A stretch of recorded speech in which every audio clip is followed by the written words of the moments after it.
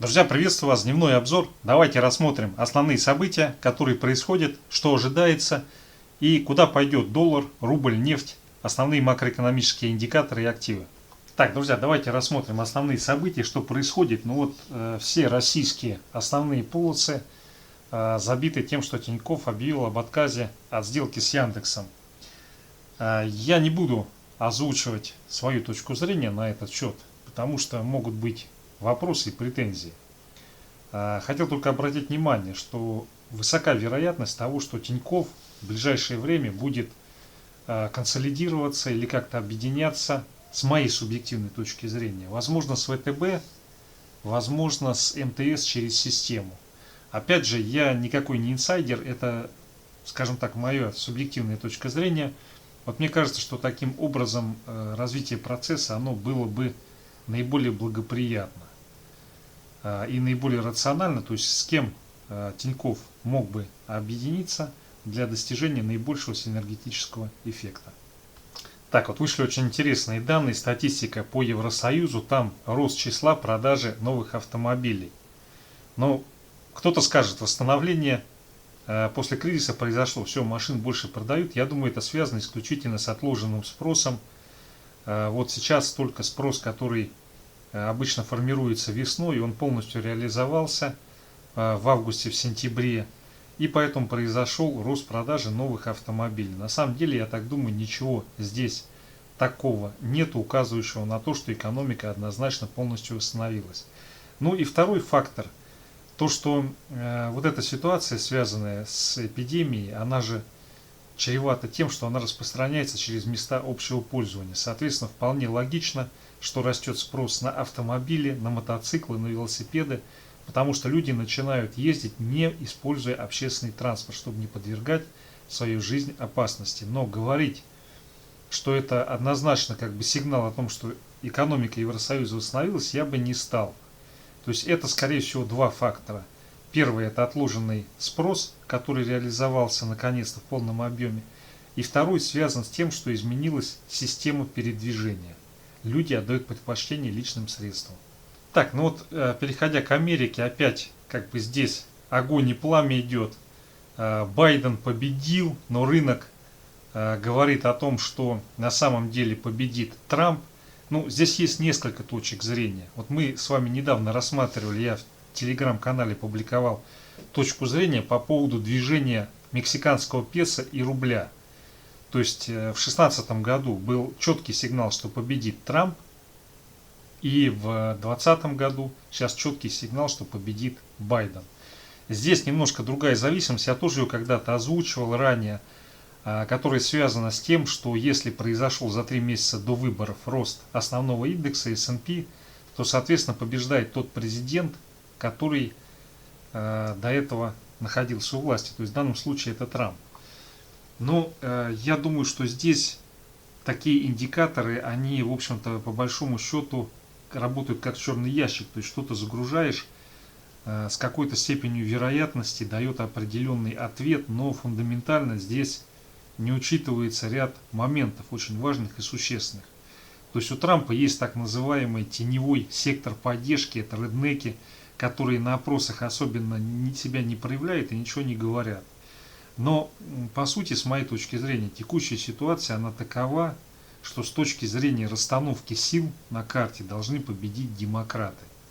Да, это достаточно трэшевая ситуация, потому что если посмотреть всю историю Америки, то получается такая картина. Если, грубо говоря, президент не косячил особо, то он всегда избирался практически всегда на второй срок. То есть 2 срока это нормально, 1 срок это мувитон. Вот. Но ситуация, которая возникла с ковидом, а также то, что разрешение этой ситуации, оно связано с преобразованием социальной, финансовой системы промышленности, бизнеса, то здесь как раз та точка поворота, когда республиканцы, они имеют другой стиль мышления, другое понимание вопросов, и они разрубить этот Гордиев узел, который возник, с моей точки зрения, концептуально они не в состоянии. Потому что действия, реакция Трампа и республиканской партии на те явления в экономике Америки, которые возникли кризисные, это придавить Китай. Да, Китай это, можно сказать, в каких-то моментах это геополитический конкурент Соединенных Штатов. Но обращаю ваше внимание, что текущая парадигма развития вообще мира, она идет к открытости, что системы становятся открыты, что границы растворяются, людям даются равные возможности. И поэтому все, что связано с закрытыми системами, то есть там некие заявления о там, национальных каких-то идеях, там, об особом пути, это все будет, оно эволюцией будет сметено. И как раз вот этот кризис, он возник, это как, скажем так, последнее набирание воздуха в легкие глобализмом перед тем, как кардинально снести, изменить тот мир, который вот он до этого существовал. То есть текущая ситуация, текущая формация, она будет вести к глобализации еще большей. Даже если там кратковременно в связи с этими кризисными явлениями наступит какой-то промежуток времени, когда там начнут закрываться границы, когда там всякие местные вожди начнут там интернет всякий делать национальный и так далее, это все будет не более чем сгущение тьмы перед рассветом. Потом как бы все это дело изменится, потому как вся концепция, все развитие, оно идет к глобализации и к расширению. И вот именно для реализации этих идей как раз идеально подходит Демократическая партия США со всеми ее недостатками, со всеми ее изъянами. Но надо понимать, что этот кризис, который возник, он возник не в марте 2020, он возник гораздо раньше. Ну, хотя бы с 2019 года, когда начала падать международная торговля. На самом деле еще раньше. Вот. И здесь наложилось, здесь идет смена кондратьевского цикла, то есть, как бы считается по некоторым расчетам, что в 2018-2017 году пошло зарождение новой волны кондратьевского цикла. Они длятся обычно 45-60 лет, в последнее время идет сжатие, они сжались до 45.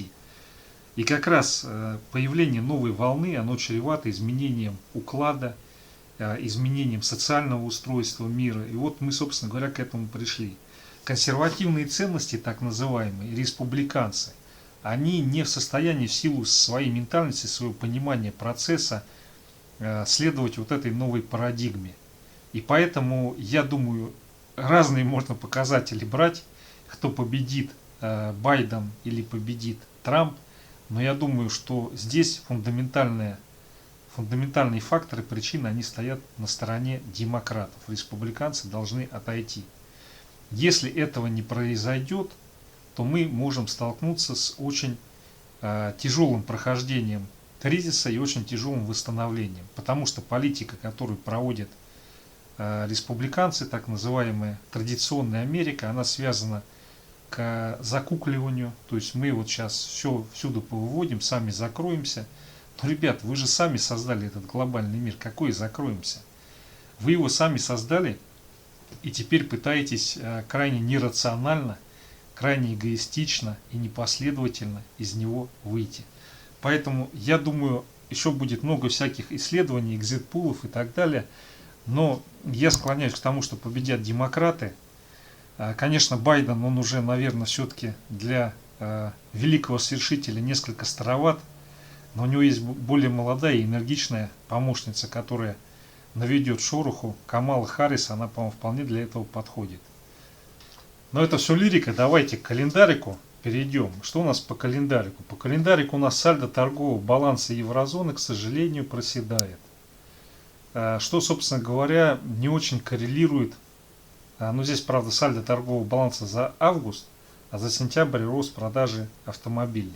Но тем не менее, все равно, то есть вот этих два момента, они друг другу не соответствуют. Все-таки продажа автомобилей здесь, скорее всего, это, скажем так, была реализация отложенных ожиданий людей, а реально как бы сальдо торгового баланса падает, что говорит о том, что экономика еврозоны надлежащим образом не восстанавливается. Хотя не такое большое падение торгового баланса, не как у нас, но тем не менее, все равно, если рассматривать предыдущий, не тот, который прогнозировался 15 миллиардов, а предыдущее падение в 2 раза. Но здесь Мне кажется, сложно говорить о каком-то восстановлении экономики с учетом того, что Евросоюз в целом это, в общем-то, организация, которая ориентирована на экспорт товаров и услуг с высокой прибавочной стоимостью. Поэтому вот эта цифра, она несколько обескураживает. Ну и вот статистика по еврозоне, которая вышла, она тоже свидетельствует о том, что как бы не очень хорошие процессы происходят, потому как не восстанавливается с надлежащей скоростью, снижается доходность облигаций и растет задолженность. То есть это вот как раз все факторы, которые указывают на развитие кризиса и на то, что мы, возможно, прошли только в марте первую часть буквы W. Так, друзья, давайте посмотрим евро-доллар. Ну, вроде как здесь у нас формируется отскок. И вполне логично все-таки вот эту цель отработать, сходить сюда, потом может быть повыше. Опять же обращаю внимание, здесь вот демаркационная линия 1,1690. Если ее пробиваем на объеме и закрепляемся, это все. Это трешак и уход сюда. Так, друзья, далее рубль-доллар. Но смотрите, у нас колебания идут вот в этом консолидационном диапазоне, пока его не выпускают вверх. Тут начинается резко тушить, валюту вбрасывать. Ну и оснований особых для укрепления рубля на сегодня нету. И поэтому вот в этом диапазоне его пока гоняют. За то, чтобы он не рос, позиция, насколько я вижу это по движению денежных средств Центробанка, первый момент. Второй момент, то, что здесь определенная цель была реализована, и можно на какое-то время постоять или даже откатиться.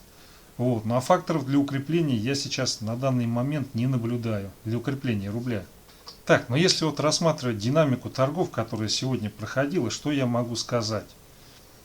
Здесь как бы пока нету, скажем так, уверенной реализации, что он прям вот пойдет там сегодня или в понедельник наверх.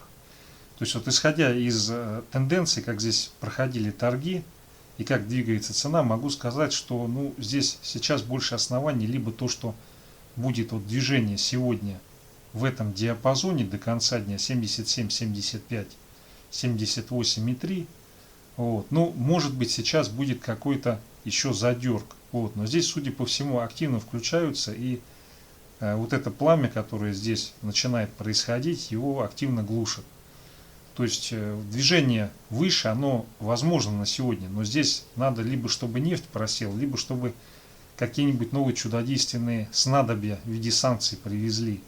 Вот. Ну, в пятницу я не думаю, что такой расклад будет, поэтому наиболее вероятен, мне кажется, диапазон вот в этом.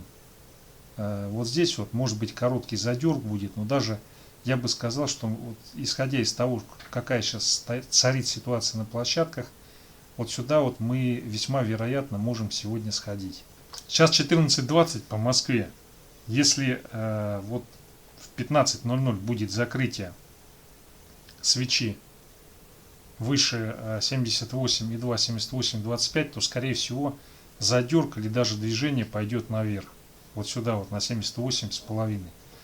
Если такового не произойдет, если будет движение вот сюда вот к нижней границе, то скорее всего оставшаяся часть дня и возможно даже закрытие, оно будет либо на уровне 77,9, либо возможно даже будет движение вот сюда вот на 77,75 и задерг на 77,6. Так, друзья, ну все, это основная информация. Спасибо за внимание.